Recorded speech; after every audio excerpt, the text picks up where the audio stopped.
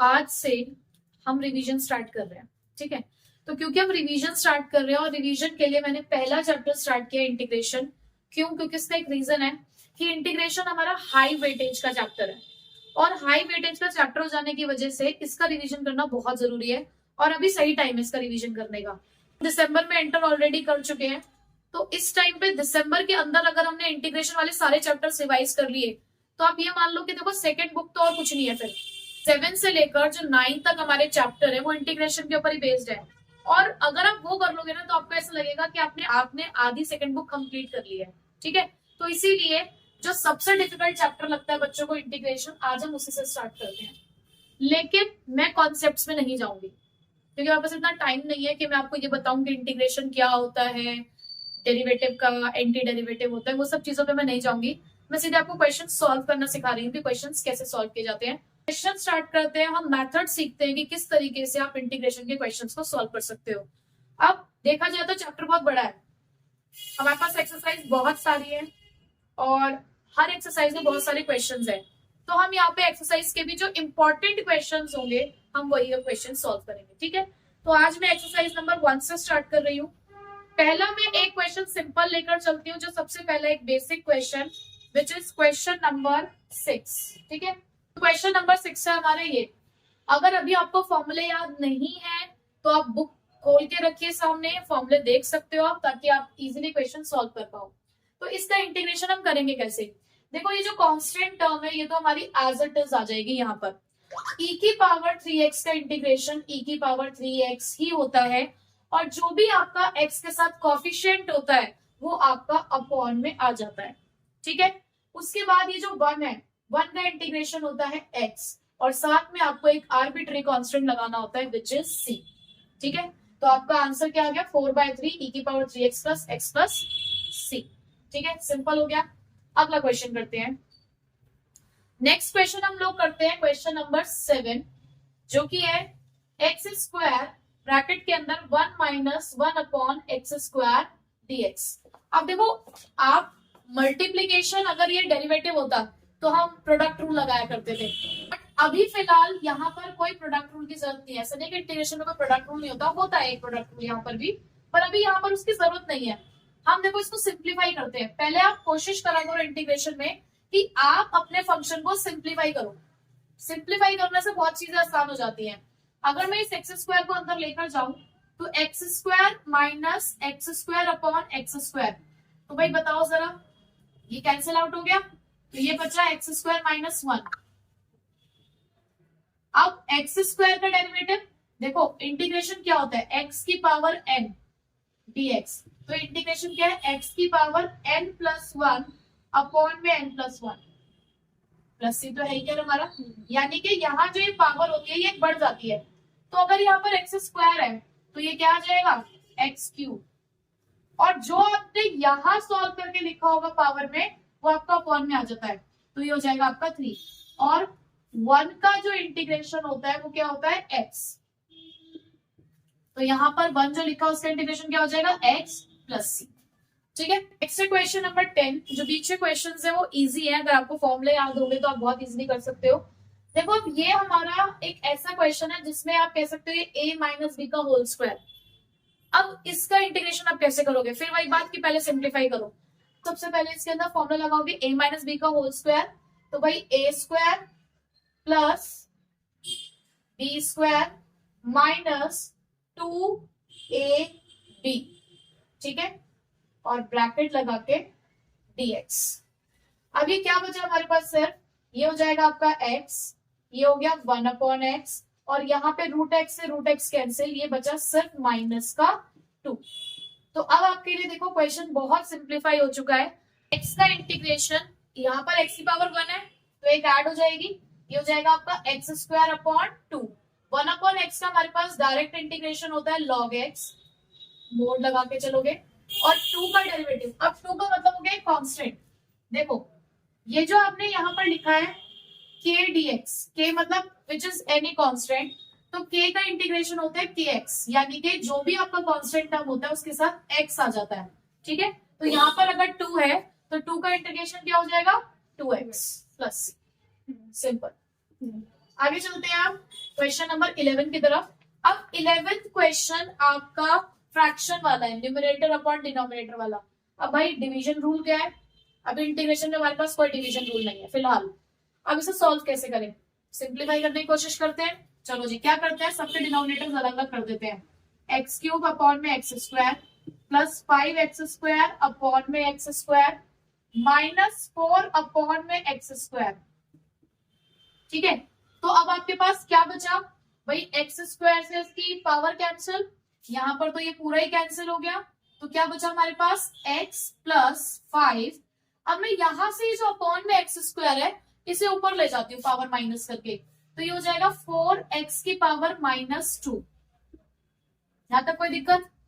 अब देखो यहां पर अगेन हम इंटीग्रेशन अगर करें तो x की पावर 1 है, x square upon 2, 5 constant term आ गई, कांस्टेंट टर्म आ गई तो इसके साथ क्या लगा दोगे मल्टीप्लीकेशन में, x। उसके बाद माइनस का 4 एज इट इज, x की पावर माइनस 2 है, तो देखो क्या करोगे आप, x की power minus 2 plus 1 upon minus 2 plus 1, तो क्या बचेगा, x की पावर माइनस 1 और अपॉन में माइनस 1। तो क्या इस x की पावर माइनस 1 को मैं 1 अपॉन एक्स नहीं लिख सकती हूँ, है ना? तो यानी कि यह क्या आ गया हमारे पास, या चलो एक बार लिख ही लो ऐसे, x की पावर माइनस 1 अपॉन 1। तो ये सॉल्व करोगे जब आप इसे, तो क्या आ जाएगा, x square upon 2 plus 5x minus minus plus 4 upon x plus c, ये माइनस 1 क्या आ जाएगा नीचे। ठीक है, क्वेश्चन नंबर 12 करते हैं। क्वेश्चन नंबर 12 अगेन हमारे पास न्यूमरेटर और डिनोमिनेटर की फॉर्म में, पी बाई क्यू की फॉर्म में, अपॉन में रूट एक्स है। पिछले वाले क्वेश्चन में पावर थी एक्स स्क्वायर तो हमने अलग अलग कर लिया, अब यहाँ क्या करें, क्या दिक्कत है, यहाँ पर भी आप ये काम कर सकते हो। देखो रूट की पावर होती है 1/2, तो आप यहाँ पर क्या करो, आप इसको लिखो x cube plus 3x plus 4 upon में एक्स की पावर 1/2। ठीक है, आपने रूट को हटा के उसके प्लेस पे क्या लिख दिया है, 1/2। अब आप आगे क्या करेंगे, आप जो है इस x की पावर 1/2 को ऊपर लेकर जाओ, या तो ऊपर लेकर चले जाओ या अलग अलग कर दो। चलो इसको भी अलग अलग करो, x की पावर 1/2 प्लस 4x की पावर 1/2। ठीक है, अब आपको पता है कि जब पावर ऊपर जाती है तो क्या हो जाती है, माइनस, तो यानी कि ये हो गया 3x की पावर 3 माइनस 1/2, 3x यहाँ पे पावर 1 है तो 1 माइनस 1/2 प्लस 4, ये ऊपर चला जाएगा तो ये तो ऑलरेडी माइनस 1/2 हो जाएगा। ठीक है, तो ये आप इसे सॉल्व करोगे तो x की पावर 5/2 प्लस यहां बचेगा x की पावर 1/2 और ये तो x की पावर माइनस 1/2 है ही। बस अब आपने सिंपल इंटीग्रेशन करना है। अब देखो यहाँ पर जब आप इसको सॉल्व करोगे तो बिल्कुल वही वाला फॉर्मूला लगाना है कि x की पावर n का इंटीग्रेशन क्या होता है, x की power n plus 1 upon n plus 1 plus c. ठीक है, कुछ बदल नहीं जाएगा। अब मैं आपको एक डायरेक्ट तरीका बताती हूँ, आप क्या किया करो, न्यूमरेटर प्लस डिनोमिनेटर, यानी कि 7 आएगा तो ये हो जाएगा आपका x की पावर 7/2। जब आपको इस तरीके से 5/2 में प्लस 1 करना है ना, तो आपने सिंपली क्या करना है, न्यूमरेटर प्लस डिनोमिनेटर अपॉन में 2, तो अपॉन में भी यही आएगा 7/2। सेकेंड वाले के लिए क्या करोगे, 3/2 अपॉन 3/2। अब भाई यहाँ पर माइनस है, यहाँ पे एक मत कर देना, यहाँ पे क्योंकि माइनस है तो यहाँ न्यूमरेटर और डिनोमिनेटर को माइनस कर देना, 2 माइनस 1 तो क्या आ जाएगा 1/2, तो अपॉन में भी 1/2 प्लस सी। तो अब देखो ये 2 ऊपर जाएगा तो ये बचेगा 2/7 एक्स की पावर 7/2, ये भी 2 ऊपर जाएगा तो ये हो जाएगा 6/3 एक्स की पावर 3/2 प्लस ये 2 ऊपर जाएगा तो ये हो जाएगा 8 एक्स की पावर 1/2 प्लस सी। फाइनल आंसर 2/7 एक्स की पावर 7/2, ये आपका कट जाएगा तो बचेगा एक्स की पावर 3/2 प्लस 8 एक्स की पावर 1/2 प्लस सी। आप चाहो तो इसको रूट एक्स भी लिख सकते हो। ठीक है, और 1/2 छोड़ दोगे कोई दिक्कत नहीं है। देखो अब क्वेश्चंस का लेवल बढ़ने लगा है। हमने अभी जब क्वेश्चन सॉल्व किया ये भी पी बाई क्यू की फॉर्म में ही है, लेकिन यहाँ सिर्फ एक ही चीज नहीं है भाई, वहां सिर्फ एक्स स्क्वायर था या रूट एक्स था, तो हमने उसको सेपरेट करके सॉल्व कर लिया। अब आपको पता है कि आप ना एक बार को न्यूमरेटर्स अलग अलग कर सकते हो डिनोमिनेटर के साथ, लेकिन आपस में ना डिनोमिनेटर्स अलग नहीं करते होते। कई बच्चे क्या करते हैं, एक्स क्यूब अपॉन एक्स लिख देंगे और वन को भूल जाएंगे। ऐसा नहीं होता, आप डिनोमिनेटर्स अलग नहीं कर सकते अगर प्लस माइनस के फॉर्म में है तो। आपको ना यहाँ पे थोड़ा सा अपना दिमाग लगाना है। देखो अगर मैं ऊपर इन दोनों के बीच में एक्स स्क्वायर कॉमन ले लूं तो क्या बचेगा, एक्स माइनस वन ही बचेगा ना। तो देखो यही दिमाग लगाते हैं अपना। मैं क्या कर रही हूं, x cube minus x square upon में एक्स माइनस वन, मैंने इन दोनों को एक साथ लेके उसको डिनोमिनेटर के साथ अलग किया, और इधर x minus one upon x minus one इसको अलग किया। ठीक है, तो अब इसमें हुआ क्या, यहां पर जब मैं एक्स स्क्वायर कॉमन लूंगी तो एक्स माइनस वन बचेगा अंदर, और यहाँ भी एक्स माइनस वन है, और ये x minus one upon x minus one है।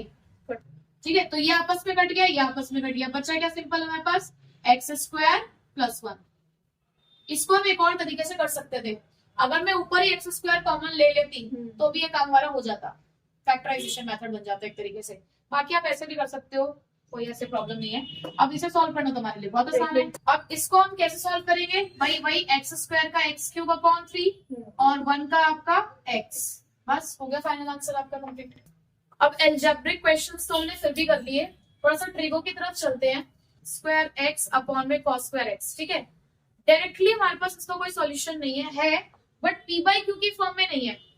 इसको देखो, ट्रिगो का ना एक बहुत जो साइन और कॉस होते हैं ना हमारे लिए बहुत ही अच्छे होते हैं। मोस्टली अगर ट्रिगो के क्वेश्चन आप साइन कॉस में कन्वर्ट कर दोगे तो आपके लिए आसान हो जाता है उसे करना। तो देखो जरा यहाँ पर भी हम वही चीज करने की कोशिश करते हैं। मैं यहाँ पे सेक्स स्क्वायर एक्स को चेंज कर देती हूँ 1 अपॉन कॉस स्क्वायर एक्स में। आपको पता होगा sec x is equals to 1 upon cos X होता है, कॉस स्क्वायर एक्स होता है 1 अपॉन में साइन स्क्वायर एक्स। ये ऊपर जाएगा, कॉस स्क्वायर एक्स नीचे आएगा,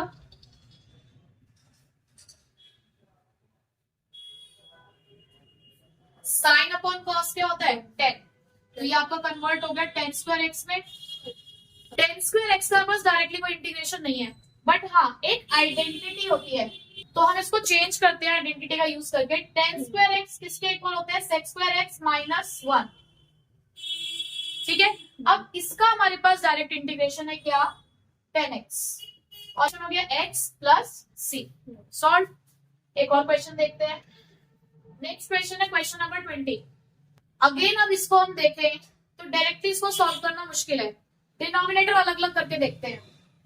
हमने डिनोमिनेटर अलग अलग किया तो ये पोजीशन दिखी। अब इसके बाद ना मुझे एक चीज समझ आ रही है कि यहाँ पे जो 1 अपॉन कॉस स्क्वायर एक्स है उसको मैं क्या लिख सकती हूँ, सेक स्क्वायर एक्स, और यहाँ पर साइन अपॉन कॉस होता है हमारा 10x, उसके बाद भी 1 अपॉन कॉस बच रहा है तो उसको भी हम क्या लिख सकते हैं, सेक एक्स। अब इनके हमारे पास डायरेक्ट इंटीग्रेशन है ही। इसका इंटीग्रेशन क्या होता है 10x, तो ये हो गया 2 10x minus 3 10x sec x किसके बराबर होता है, sec x के plus 6। Solve. I hope 7.1 exercise आपको थोड़ी थोड़ी समझ आनी शुरू हो गई होगी। पूरी फॉर्मूला बेस थी, अगर आपको फॉर्मूलेस थोड़े से याद हो चुके हैं तो बहुत इजीली 7.1 तो कर लोगे। 7.2 एक्सरसाइज से मेथड्स ऑफ इंटीग्रेशन स्टार्ट होने वाले हैं, तो उसके लिए थोड़ी सी आपको फॉर्मूला में पकड़ बनानी होगी, तो हम उसको सॉल्व कर पाएंगे। ठीक है।